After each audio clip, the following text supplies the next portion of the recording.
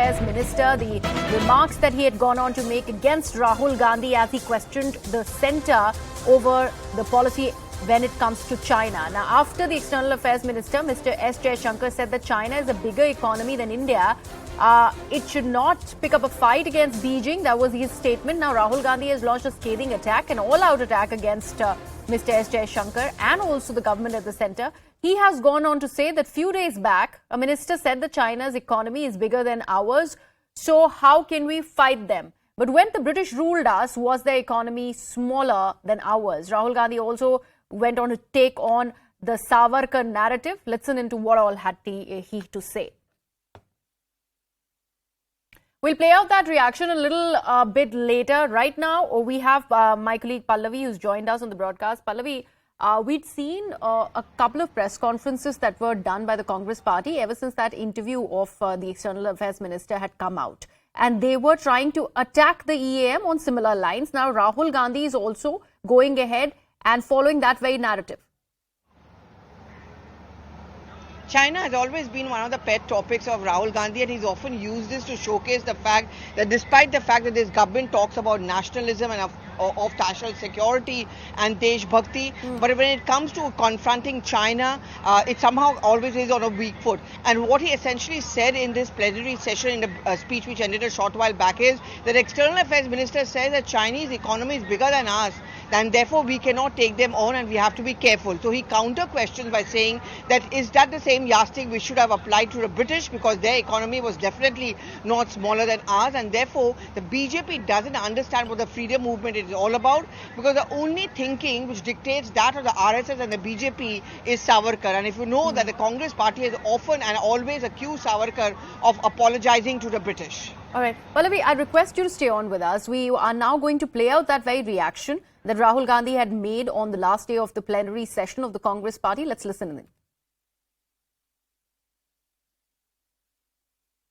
जो आपसे शक्तिमान है उससे आप लड़ो ही मत, जो आपसे कमजोर है उसी से लड़ो।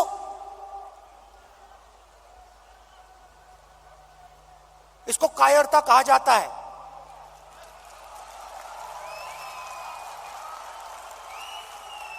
सावरकर की विचारधारा अगर जो आपके सामने आपसे तगड़ा है, मजबूत है, तो उसके सामने अपना सिर झुका दो, मत्था टेक दो।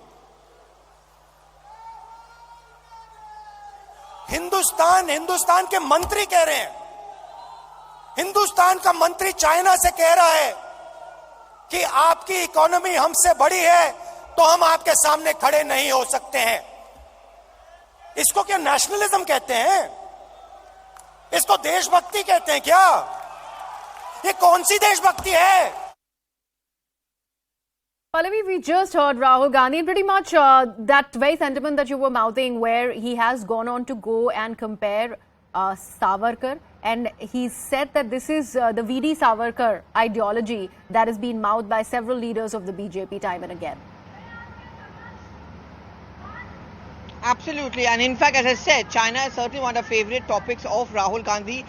Essentially, what is he trying to do? If you remember, one of the main reasons why the BJP came to power, replacing the Congress party in 2014, where it was on the pitch that the Prime Minister then, Dr. Manmohan Singh, was a weak Prime Minister, especially when it came to our diplomatic policies vis-a-vis Pakistan, China, other countries as well.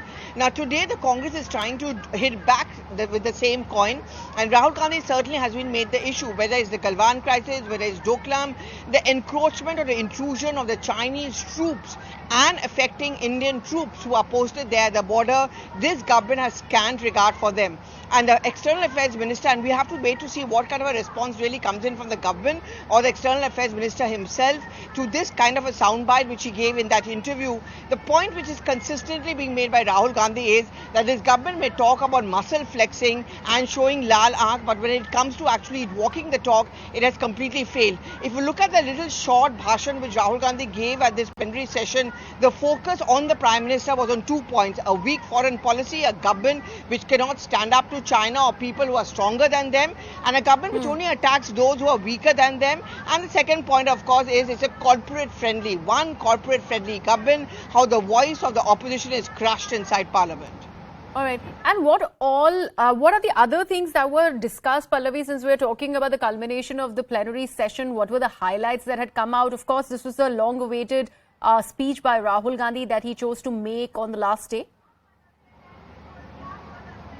See, I think the biggest challenge really for the Congress party is to translate the Bharat Jodo Yatra and the traction that they feel that they got on the ground into electoral win. That, I think, is going to be the biggest challenge. In fact, when you drive down and you enter the plenary session premises, you notice huge posters of the Bharat Jodo Yatra of Rahul Gandhi. So clearly the Yatra is always going to be showcased as that fulcrum on the base of which is drawing up a blueprint for 2024, and thereby this remains the challenge. Whether it's Sonia Gandhi, Priyanka Gandhi Vadra, top-notch Congress leaders, or even Rahul Gandhi a short while back, they said that tapasya we undertook during the Yatra must not be stopped. It needs to be carried on. And therefore the Congress is going to apprehensively look at the upcoming state elections like Karnataka, Chhattisgarh and Madhya Pradesh, because that is going to be considered as a litmus test of whether the Yatra has been able to be a political win for the party as well. All right. Thank you so much for that, Pallavi. Let me actually bring in Mr. R.P. Singh of the BJP.